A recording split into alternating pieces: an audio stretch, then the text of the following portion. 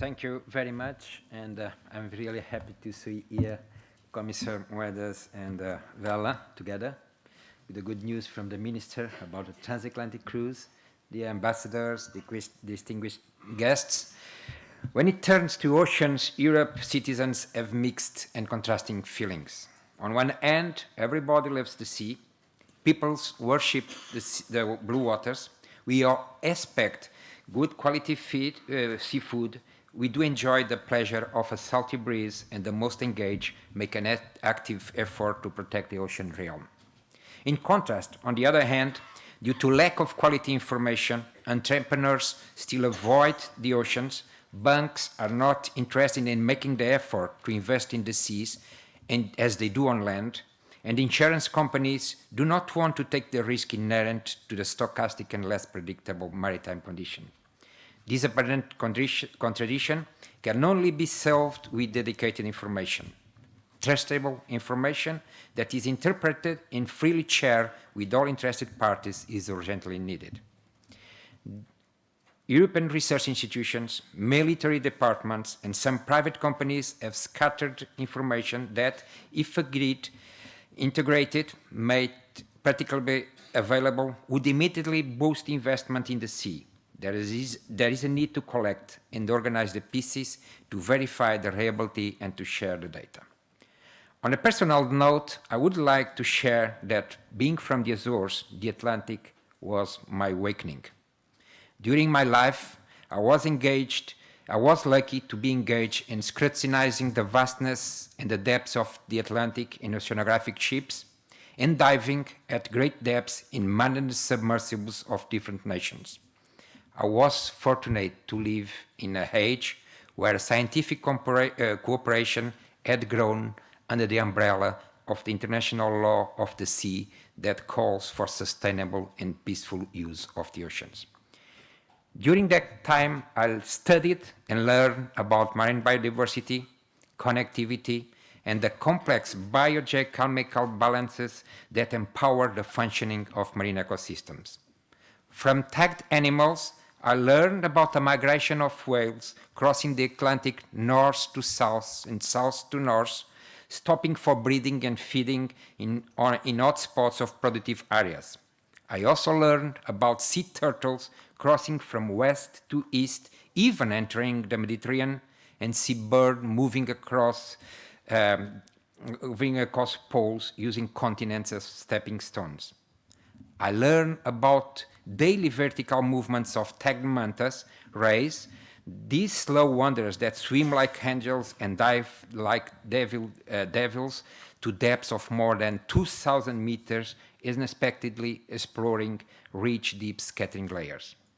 And from that biodiversity, I learned that whatever we do here may have an effect elsewhere, meaning that there is one unique and global Atlantic Ocean.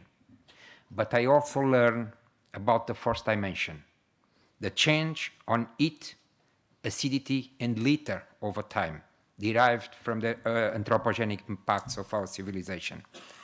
I learned how nations have been capable of the worst to secure their self-centered priorities, not out of real necessity, but simply because they had the technology, the power, and the greed to leading to resource waste.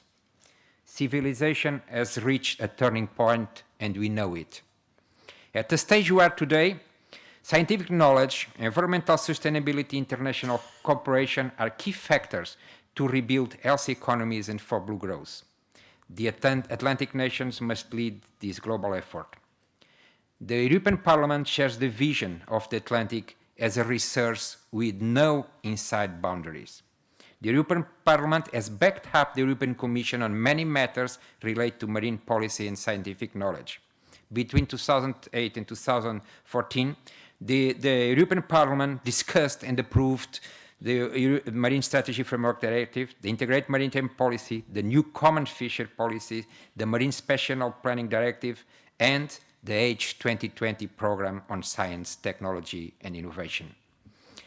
The European Parliament has taken its own initiatives to increase the effectiveness of the blue economy, employment and marine sustainable development have been recently the main drivers of 7 parliamentary reports and initiatives on this matter. The Gowel past statement that we promote today also requests for a clear engagement from the European Parliament.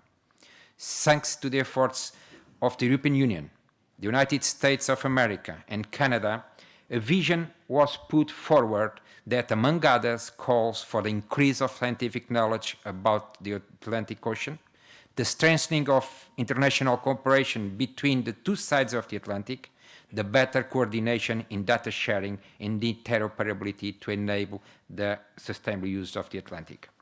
This statement has proved to be an inspiring masterpiece for common understanding and cooperation.